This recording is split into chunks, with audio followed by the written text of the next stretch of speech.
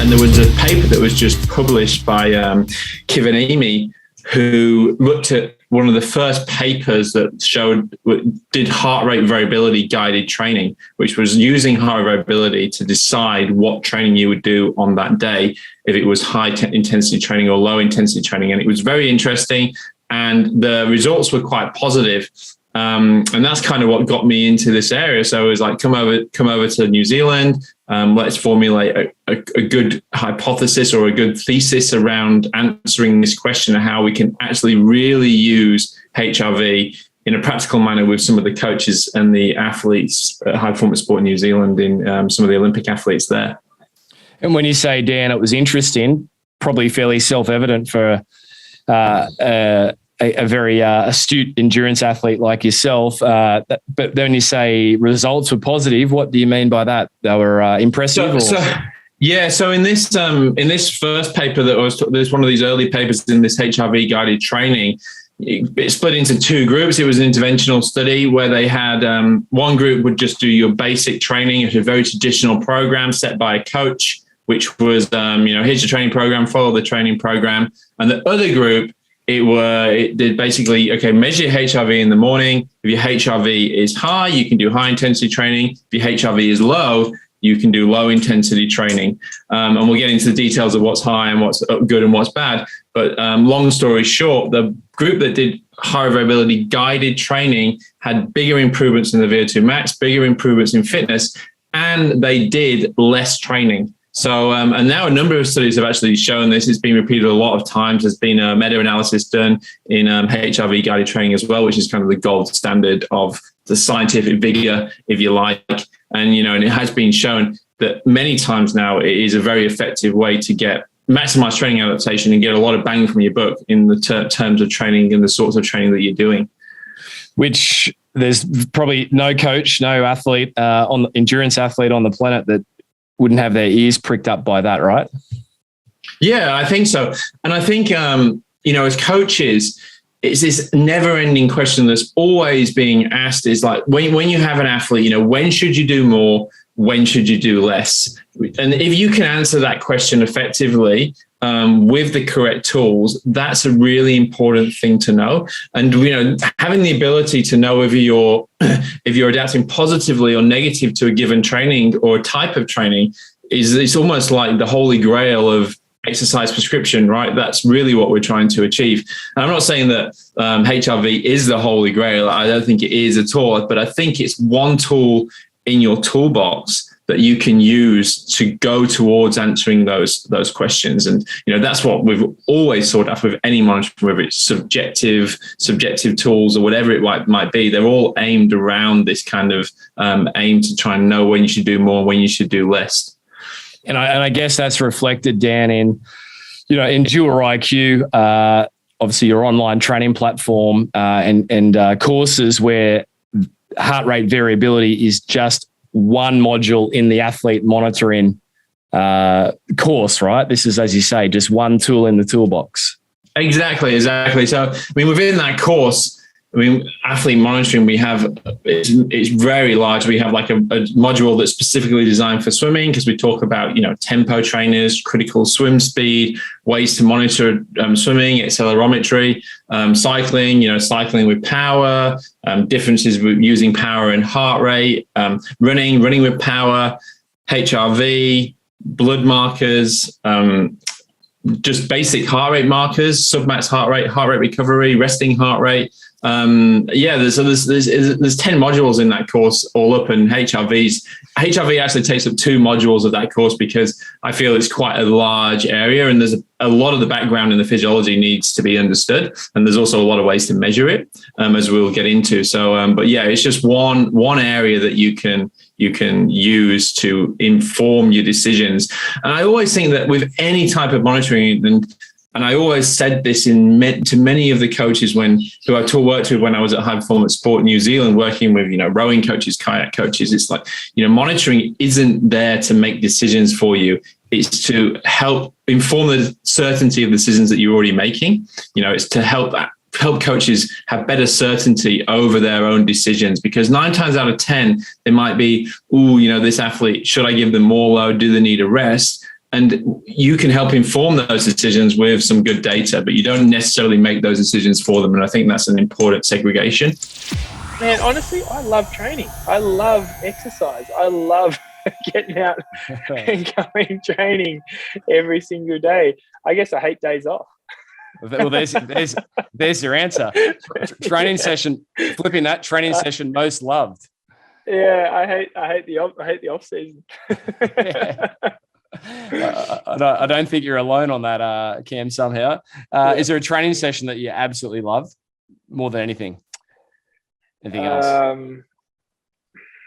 Yeah, I mean, I guess you know, a good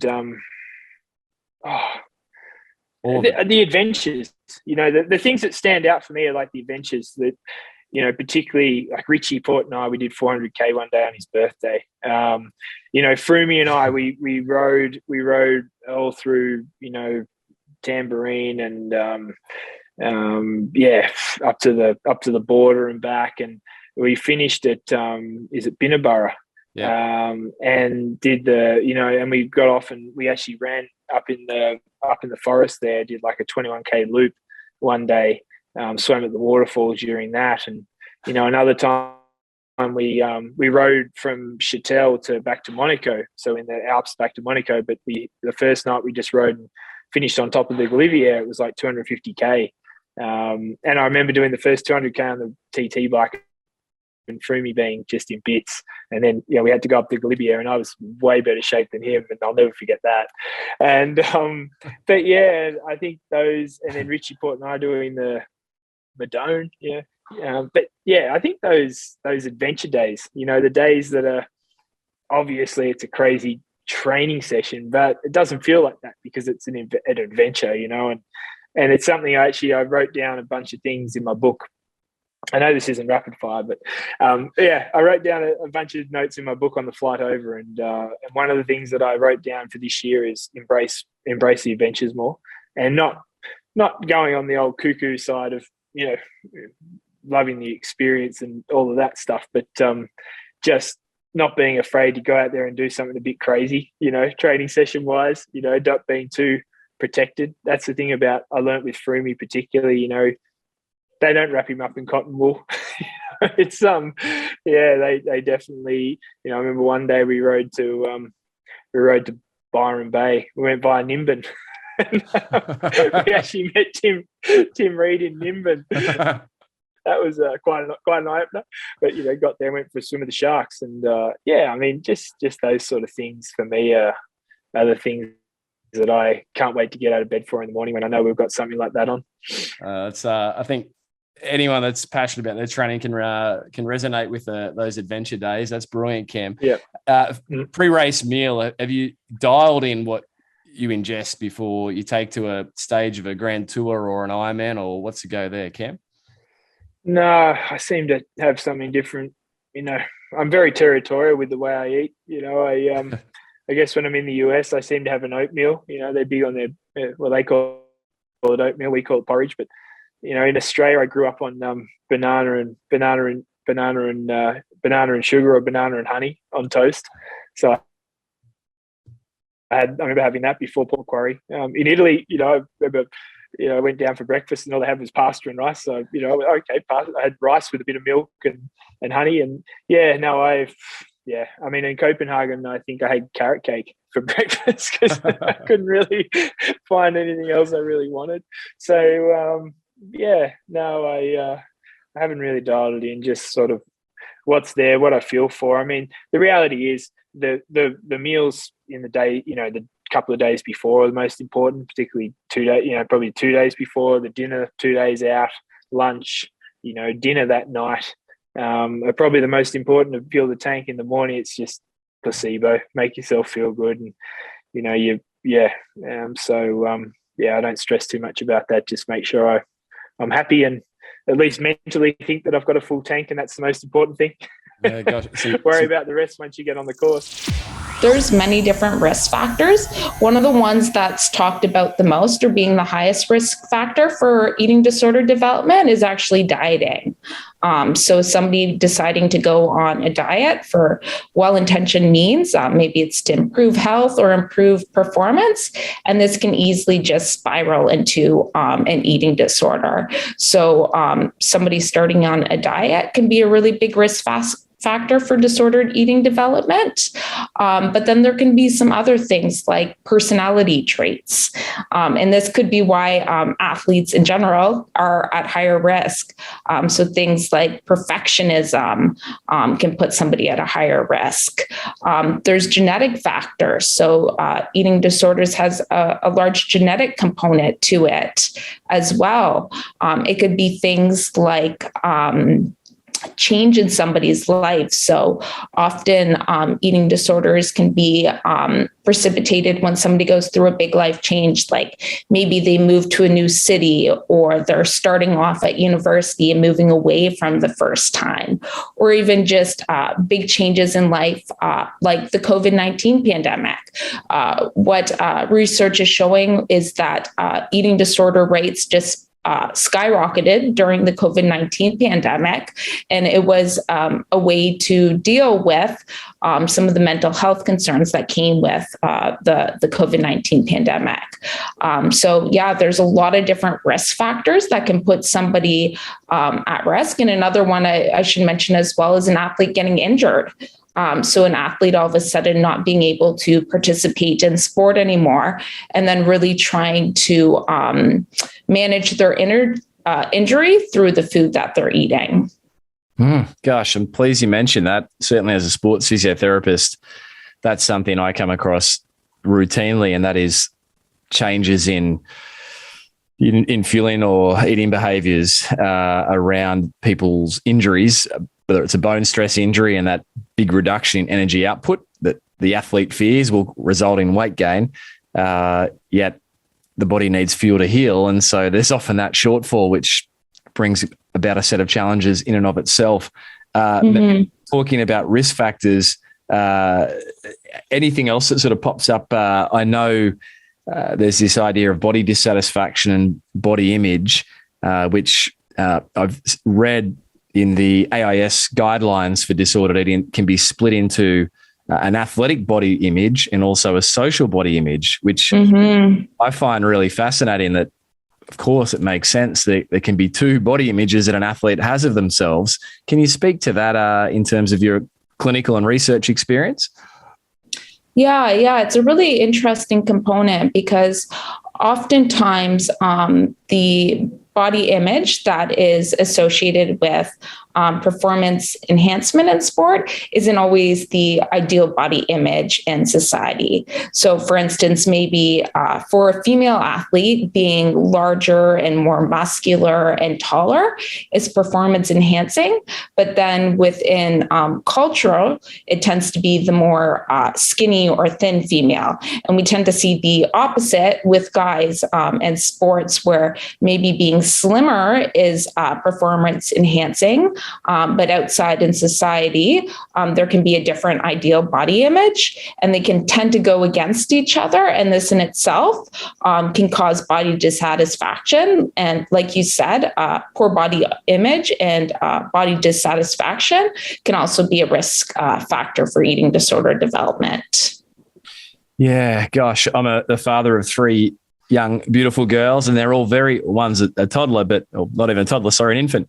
But they're very different girls. That's genetics. And in speaking with athletes and hearing their beliefs about their body image and the self-awareness, it can be really confronting. We've featured athletes on this program, on the featured performer episodes, where they have had all sorts of encounters with the public, coaches, sponsors, through their athletic journey around the apparent or seeming mismatch between their body shape and the typical performance attributes of performers in their sport. And it's really challenging and confronting. Yeah, and that's a good point that I didn't raise either. For these elite athletes, people are always commenting on their body, and often they're having to perform in clothing that is really revealing of their body. If we think of what some of the female runners go on and perform on, and commentators and the public feel free to make comments on their body, which is wrong and can be really harmful for them when they go and they hear these comments. On dealing with disappointment, you've mentioned that's been part of your career and every elite athlete's career. But what would be your top tip to athletes on how to best deal with disappointment? Obviously, it's a big question and it's always contextualized to the situation. But what would be your advice? You've just taken on some coaching reins there. A young athlete's disappointed. What would non-Stanford say to that athlete? I always think you have to focus on what you can do and not what you can't do. I think it's really easy to be sort of consumed by, I can't run. I can't go out and do my run today. And I think you kind of have to let that go and focus on what you're actually able to do at that point. If the injury is really serious and you actually can't do much activity at all, then you focus on spending time with friends and family, or focusing more energy into your studies if you're still studying, or work, or some other avenue where you can sort of focus your energy and not be all consumed by the fact that you're not doing the sport that you ultimately love and enjoy doing. But if you can exercise, you focus on the rehab that you have to do and sort of how that's going to get you to your end goal of getting back on your feet. And I think it's just taking each day as it comes, and not looking too far ahead and putting sort of pressure on when you need to be back racing or back training by. And that's kind of what I've learned over the years, is to, take each day as it comes and focus on what you can do and not what you can't. Powerful and wise words. You mentioned, rehabilitating injuries there, and you also mentioned several of your more significant injuries across your career. What did you learn, or what would you reflect on now, coming to the near close on your career, around maximising the team around you, whether that's the medical team or any team, the coaching team? Like, what would be non-Stanford's top tips to get the most out of the team around you? I think communication. So communicate with your coach primarily.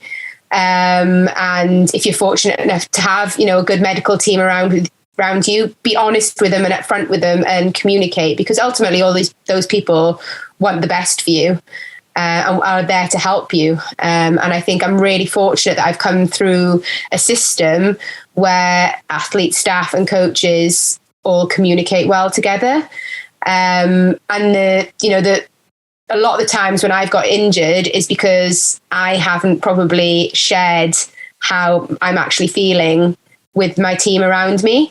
I think it's natural, especially in endurance sport, for athletes to endure for far, far longer than they should, with pain or discomfort. And I often think by the time an athlete gets to a coach or a practitioner and says, I've got this pain, it's probably, a bit further down the line than it should be. So I would always encourage people, as soon as they start feeling a niggle, to, even if you just document it, in Training Peaks or whatever platform you use. And if it's documented over more than a few days, then that's when you start to think, okay, actually this is serious or, worth looking at. So it's just all about communication and being honest with yourself as well. I'm very good at denying or not being honest with myself about how much pain I'm in or how much something's affecting me. So I think that would have to be, my top tip, really. Tip number 1, don't stop exercising. So even if you've got a stress fracture or an injury that means perhaps you can't run for 2 months, it's really important to keep your heart health up through something like cross training, swimming, cycling. You might still lose some running fitness for your leg muscles, but your cardiac will be maintained. And one of my colleagues, Andre Lagos, often says, your heart can't tell what shoes you're wearing, but it can feel the effects, which is a great line. I think he's a pretty handy athlete himself, having run a sub 2.5 hour marathon. So tip number 2, if you've got a symptom that's worrying you, get it checked. So just because you're very fit doesn't mean you can't have a problem. So if you've got an arrhythmia, fainting, bad family history, crushing chest pain, feeling of a sudden loss of a cylinder, anything like that, go get it checked. Third tip, continue to test for COVID if you've got symptoms. Certainly it's getting to be less of an issue now that isolation isn't required. But it really is important to know for your maximum performance, you still need to know if you've got COVID and rest up if you've got symptoms. There's a really great return to sport article that's just been published this year in the Journal of Science and Medicine in Sport, led by Dr. David Hughes at the Australian Institute of Sport, together with a great team of co-authors, and it provides a really good graduated return to sport post-COVID. And also in general terms, stay home when sick. There's a lot of reasons to think that respiratory illness can actually contribute to poor cardiovascular outcomes. You're probably not going to gain a huge amount by training when you're sick. So back it off for a couple of days if you are. And that's a question that so often gets thrown up. Should the athlete continue to exercise when they've got symptoms? How much is okay? How much is not? And there's varying, I guess, guidelines thrown out there, but I guess there's no hard and fast rule, but it's trying to be wise. And maybe you're on the side of being conservative. Yeah, definitely. And also ask yourself, is it super important? If you're just going for a sort of a light training run, do you need to keep going if it's really making you feel unwell? How important is it? Are you playing in a grand final or you're just doing run number 5 of the week? You know, I think that's part of the question as well. And if you are in an event or something, are you going to be able to do your best? Sometimes you just have to be patient with yourself and say, I just don't think I can do it today. The same way you might say it if you've got a hamstring strain. There's a level you can push through and a level you probably can't or shouldn't. So there's a level you can push through and a level you probably can't or probably shouldn't. And just to recap those 3 top tips, because they were wonderful, don't stop exercising, even if you're injured. Find a way to keep some cardiac activity. Get any symptoms checked and continue to test and monitor for COVID if you have symptoms. Obviously so pertinent in the post-COVID world. Matt, you mentioned something that has emerged several times in recent episodes of the Physical Performance Show, and that's this idea of self-management, self-regulation of the athlete. Recently, Paul Lawson shared around the context of evolving artificial intelligence progressively in coaching. It's just not replacing the coach, but just another tool in the toolbox. And Paul said that one of his principles is he wants the athlete to feel the session, not just blindly follow the prescription. What would Matt Dixon, what would you add to that to help the athlete be empowered? That's your word, the empowerment around feeling the session, self-regulating the session, and not just following that high-intensity interval session that is on the program that day. What are the tips that the athletes need to know to be confident to do that? It's a great question. I think it's really, really important because if we use running with GPS pace monitors, heart rate monitors, we use bicycles with power meters, etc. That those are really useful tools in the toolbox. But if you take a session, and maybe the best example is to take a small example of a training session.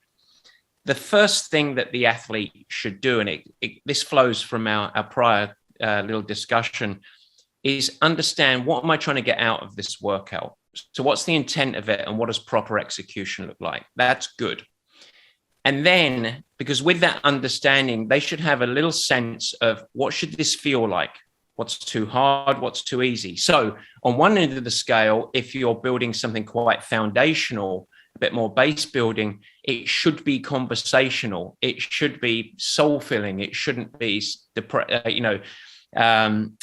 really suppressing the system. On the other side of the high intensity intervals, are you prescribing this to me, or am I planning this session where it should take me to failure? Probably not. Or should it be an 8 out of 10 effort around? And what should be the expected outcome based on my performance variables and current training? And it might be around here. So one of the things that I'm not a fan of is prescribing specifically by a number. go and do it. It's very occasionally we do it in extreme, but in the most times. So I think there are many structured workouts that pre-program someone's rides and hold them to a fixed intensity. Mm-hmm. The problem is, and that's often based off a number that was derived from some assessment many weeks ago, maybe on a single day, to say, this is the specific number. You're going to hold 200 watts for 6 minutes.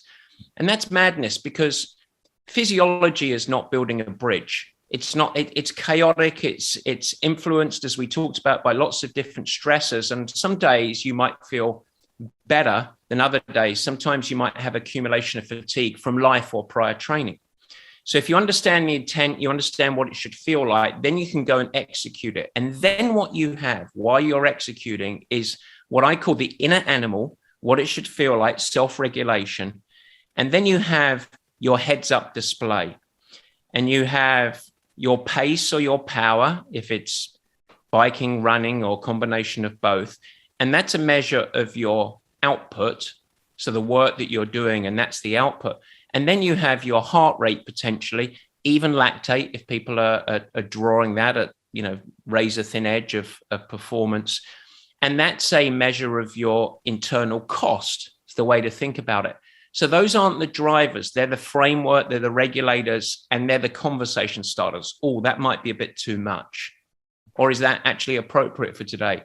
And it's through lesson. And I think that precision is a word I don't like. In like 200 watts, if it's 190, it's a bad day. If it's 210, you've gone too much, making it up. But that's just madness to me, because we just don't need to go there. So I begin to sum it up, to make it more intent, what the exertion should be like, then measuring so that you can review afterwards and have heads-up display of external output, which is power or pace typically, and then internal cost via typically heart rate.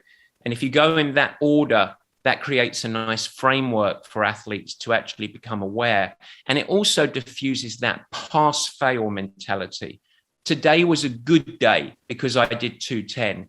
Today was a failure because I only did 190. That's not the case. Actually, that 190 watts under fatigue or something might be a really good, valuable training day. And so it tries to limit the pass-fail mentality of a training session. When you say the term durability, the physiotherapist in me thinks about durability of tissues, the ability to be robust physiologically, physically, show up week in, week out for training sessions, as you've shared and taught us so well in the past. It's not the 10 training sessions, and it's definitely not the epic one session that makes champions. It's that ability to show up season after season, hopefully uninterrupted by injury.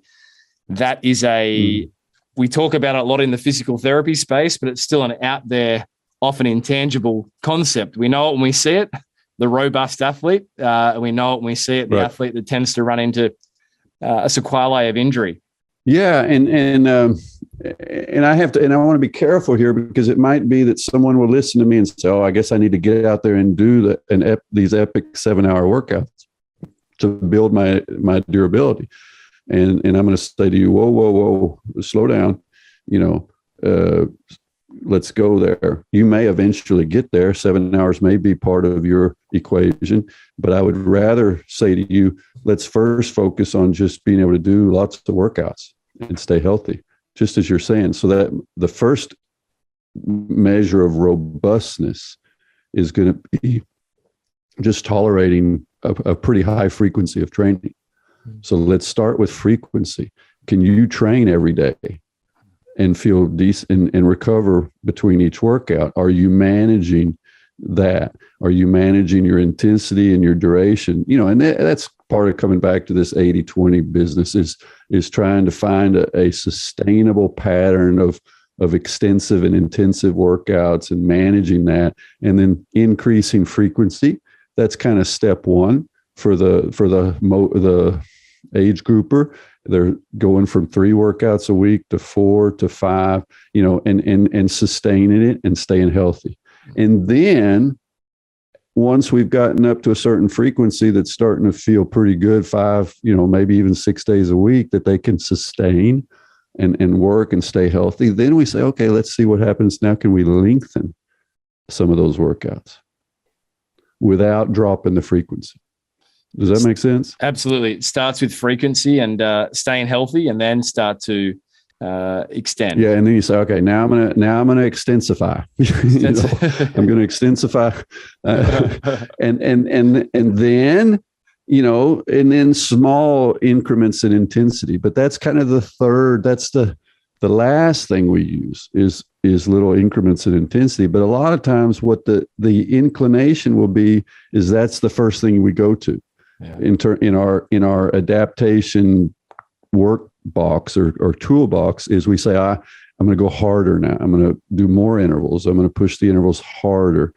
And so I would say, let's flip that around. Let's get frequency up. Then let's get comfortable with longer duration. Then let's start adding in more intensity.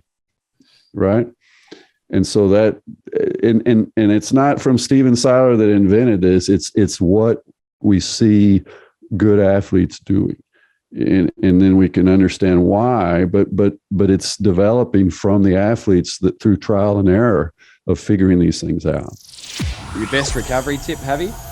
A good meal is the most important, I think. Fueling. Some good food and fueling straight away after the training, and I really like to ice my legs as well. The cold water, I feel that helps me a lot as well. Yeah, no, brilliant.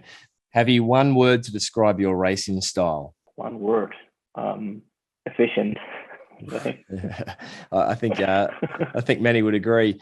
Javi, how would you describe being in the zone? Being in the zone is for me being totally focused on what I'm doing, regardless what's happening outside. And sometimes I can achieve that in the race, and sometimes not. Sometimes I see what's happening around. I can see the crowd or these people or the other one, and other times I don't remember even if there were people cheering or not. I'm just completely focused on what I'm doing, and so for me that's being in the zone when I'm only listening to my body, my rivals, and totally in the moment, not caring at all what's happening around me. Powerful. I think one of my favorite finishes in triathlon ever was your and Johnny Brownlee's epic sprint finish, which is a bit of a YouTube sensation for epic triathlon finishes. And Alistair stops on the other side of the road, cheers for Johnny to get there, and you get Johnny on the line. I think, was that 2014 or 15 in London? I think that was 2013, the grand final, and that was one of those moments of being in the zone in the way that I was racing in London. The crowd was so loud, obviously cheering for Johnny, and we were racing for the world title. Then I watched the video and I saw Alistair, cheering Johnny, but I didn't even remember that. I don't recall of that happening. But I was completely focused on choosing the right time to make my move. I was understanding and noticing that we had a bit of headwind, so it was gonna feel long, that sprint. So I wanted to stay behind him as much as possible and try to encourage him to start the sprint a bit too early, which I tried to do a couple of times, and I think he started sprinting too early.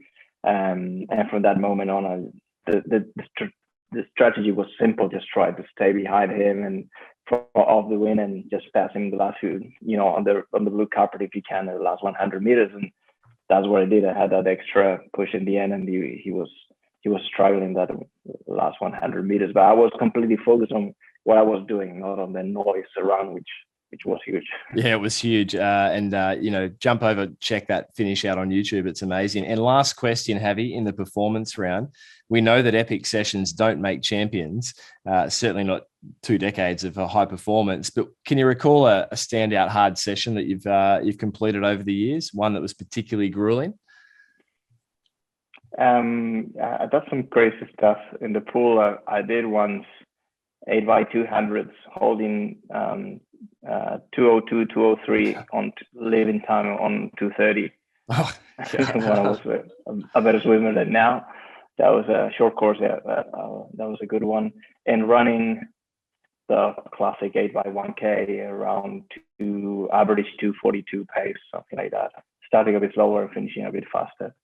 And I've done great sessions on tired legs, and I think I was probably not the fastest runner ever, but when I was in my best times in ITU, I could run quite quick off the bike, pretty close to my best running ability. So that was a good thing for triathlon. Yeah, that fatigue resistance. Javi, well done. You're out of the performance round. And 2 final questions. Javi, every guest of the show gets issued with gets asked to issue, listeners with a physical challenge for the week. So what is Javier Gomez's physical challenge going to be to listeners? You can go hard on us or you can go easy on us. What's it going to be? Yeah, challenge in terms of training. I don't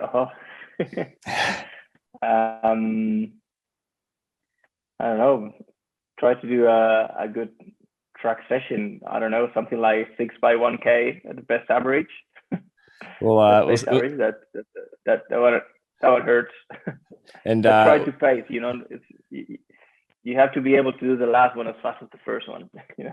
Stay consistent. All right, Javier Gomez's 6 by 1K track challenge with consistent pacing across the intervals. And Javi, if you could boil everything you've learned, and you're still learning, like you said at the top of this recording, you're learning now about long course, all the nuances there. But if you could boil everything into one piece of advice to help listeners perform at their physical best, what would Javier Gomez's single piece of advice be? It might be a topic, but it's consistency. I mean, especially, I think professionally we are more consistent, but sometimes I see with amateurs or age groupers that they do a great session one day and then they are tired the next day, they are not motivated, they might not train. And sometimes it's better, you don't have to break your records every day, just do the job, do the training. If you have a bad day, I understand that it's fine to go a couple of seconds slower, but it's much better doing it than not doing it, unless you feel too tired or you're sick or something. But, that consistency day in, day out, that's the most important, more than breaking records in every session or every now and then. How do you now move forwards with all eyes looking at you, expecting high performance from you going into the World Championships in 4 or 5 months' time? How do you balance that stress and the expectation? Well, you don't know yet. Come back and I think it's different every time you do a race. I think it's about your own, I used that word just a minute ago, but stability. I think it's about that mental stability and trusting in where you're at. So I knew before St. George that I should be in, before I did Lanzarote 70.3, I had a great race. I knew that was spot on where I should be performance wise. And if I can replicate that in St. George, then I could win. I just took that as a fact. And you sort of know as well, that's Annie Haug. She's coached by Dan Lorang. He knows what shape other people are in. Laura Phillip race, you start to create this database of, okay, who's where and what's going on. And I just used that for St. George. There was a lot of pressure. I was, talked about as the favourite. And I was like, just wait, you can't rule Daniela out. You can't rule out that Anne's, come round. You can't. So I don't necessarily worry about other people's expectations as long as I'm happy with where I'm at. It's slightly different with sub 8. And then going forward to Hawaii, I think I'll use the same idea. I'll use this, I guess it's a confidence mentality of, what do I need to do to be happy on the start line that I can have the swim I can do? And that is train consistently for X many months. That's 20 kilometers a week for the next 4 months, done, tick. That's all I need to do. And actually that's something I worked on at the beginning of this season with a sports psychologist, was this, I guess it's confidence profiling, understanding where I get the confidence from. So I'm in the race, I'm running sub 8. I know that I'm at 170 heart rate, and I know that that's a physiologically happy place for me. And if I just keep running at that, then that's done. So then when I'm training, I know that I need to have sustained efforts at and around 170, 175. And then I'll be happy to run that in a race. It's just this real rational breakdown of coping with my own expectations and trying not to necessarily let other people's expectations and pressure filter into my own world. Gosh, it's powerful. You said, you asked the question, what do I need to do to be happy on the start line? And I've also heard you share, Kat, that you have to be mentally sound to be physically well. So I guess this is a strong link. You need to be psychologically in a good space, happy, enjoying it, well prepared, and pull the trigger and release, right? And I think that comes a lot from the physio background as well. Like I went straight into my first, proper job was in the army. It was at Headley Court, which is a big rehabilitation centre for complex injuries, some post-Afghanistan and some just rehab that wasn't getting any better. And I learned very quickly that our physical experiences are linked to psychology. They're the same in a way. And so I think I've always brought that into my own training, that if you're not ready to be there, then what's the point? You're not going to be able to perform because you have to be there mentally first. And I experienced that really heavily and negatively in Challenge Daytona in 2020. I'd worked so hard during lockdown to have this idea. My dad had said to me, the person who's winning at the end of 2020 is going to be the person who's dealt with COVID the best. And I was like, right, that's a good challenge. I'm gonna be the person who's coped with COVID the best. Psychologically, bear in mind I hadn't had COVID, and so I had a really great performance at Ironman Florida in November, which emotionally was similar to, it was like complete emptying of the tank. And then I wasn't prepared to race in Daytona, and I didn't want to race. I was like, a week before the race, I was actually stopped a training session and rang my husband. I was like crying. I was like, I can't do this. I don't want to be here. And he was like, well, you're there anyway. What's the point? Just race, give it a go. And I wasn't healthy. I wasn't physically fit, and I wasn't mentally fit. And all of those together then meant that I actually DNF'd, and it's the first and hopefully the only ever time I'll do it. But that just reaffirmed this idea of, like, psychologically for me, it's different for some people, I'm sure, but I have to be 100% emotionally ready to hurt. Otherwise I can't perform at my best. Gosh, you have to be 100% emotionally ready to hurt. Otherwise, you cannot perform at your best. I think most people could recognize and can understand that. It's you have to be ready to hurt. It's pain, right? It's enduring pain and going to very uncomfortable places. Yeah, and it's scary. And you train that. It's not just, I don't enjoy I'm not one of these people who like loves to suffer and loves the pain, but I think I get a lot of learning from doing that in training sessions, like knowing that this rep is really hurting, and if you finish this rep, then it means that you can finish the race. And I always have those like big sort of, just finish this rep, and that will mean that when you're hurting in the race, you can finish. It's just this constant visualization in a way to performing in a race. And so every single rep that you do that really hurt, that's that, I don't know, the last 5K of the marathon. In this paper that we published, we showed that one of the greatest drivers of fat oxidation during exercise is habitual diet. So that means having a lower carb diet and having more fat in your diet is really important. And exercise duration is also really important, as I mentioned, and also muscle glycogen. So generally, the lower our muscle glycogen at the start of exercise, the better our fat oxidation. But doesn't mean to say that we want to start a race with low levels of muscle glycogen. Of course not. But there might be specific times, if you're not on a low carbohydrate diet generally, that you might want to reduce muscle glycogen a little bit before you do a longer session. So one of the things that I often do with my pros is that the ones who aren't on a lower carbohydrate diet will look at, say, they've got a big ride on a Wednesday, a long low intensity ride, and I think, okay, this is one of the outcomes of this ride is that we want to promote our substrate use, we want to promote fat oxidation. We'll train the Tuesday night. That night, we'll purposely refrain from replenishing carbohydrates. So it'll just be proteins and fats for dinner. Obviously, lots of calories still. In the morning, again, we'll just have like protein and fats for before the ride, and then during the ride, you refrain from carbohydrates until you can kind of tolerate it. So 2.5 to 3 hours, then you might take some in at that point, depending on the individual. As you know, when I rode, I didn't take anything on. I just had in the morning, I had a coffee at an S-Fuels bar, which is no carbohydrates. And then I didn't take on one carb. And I hadn't ridden 4 hours since May, so 6 months prior.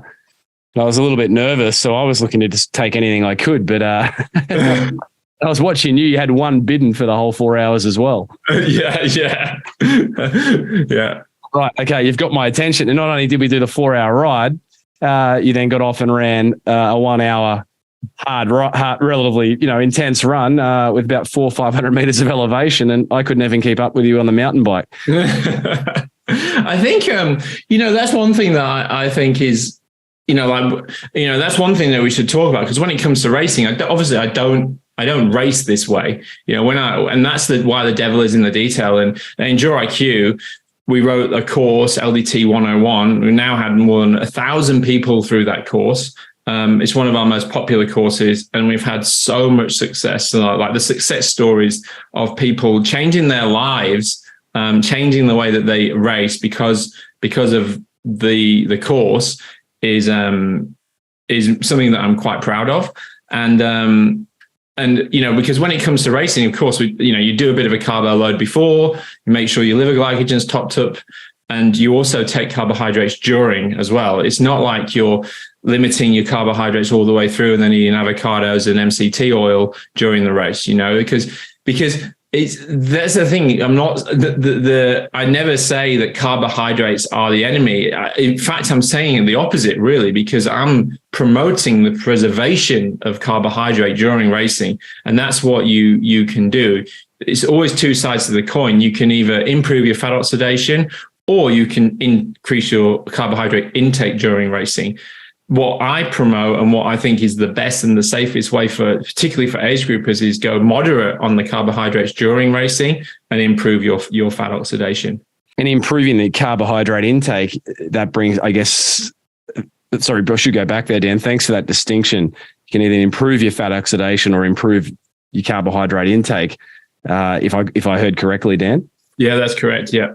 So I assume that improving your carbohydrate intake, this is where there seems to be a race on how many grams of carbohydrates athletes can now ingest per hour, and there's certain numbers being thrown out, and various athletes and camps that sort of coaching outfits that talk about pretty huge numbers. The professional cycling peloton greater than 100 grams an hour, etc., with the view that you can train your gut to be able to tolerate that high level of carbohydrate ingestion while you're exercising.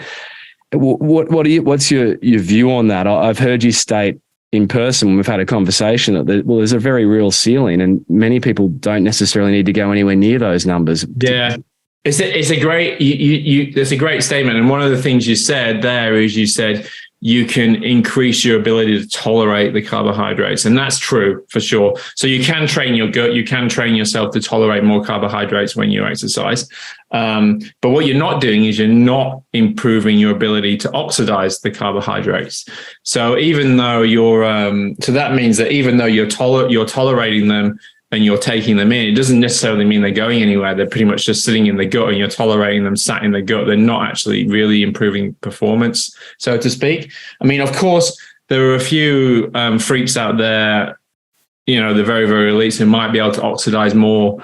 But generally, most people can only tolerate about 90 grams per hour if it's in a mixture of fructose and glucose. But the problem is many people are intolerant to fructose. So this is where the GI distress. And I think, when one of the things that I notice personally, when I'm stood on the sideline of an Ironman triathlon, and you'll probably feel the same, is I think there's three major pinch points for any Ironman athlete, particularly age group Ironman athletes. Number one is many people just have the bonking, they run out of energy, which we've already talked about. Number two is there is so much GI distress. People stomach problems on the side of the street. Bent over, going to the medical tent because they just can't. They're just taking in too much carbohydrates, or they have that general GI distress, which still to this day is the number one reason for DNF during ultra distance triathlon. And number three is that body composition. Most athletes struggle to maintain a normal body composition or a stable body composition all year round. And many of them, despite training 20 hours a week, still look like a normal person who doesn't do any exercise, and it's because of the effects of the carbohydrate on the insulin, on the fatty and the storage of fat and the amount of carbohydrates in the diet. And I think being more mindful and going for a lower carbohydrate approach, not a ketogenic approach, can actually mitigate and solve all those three major problems for many, many athletes.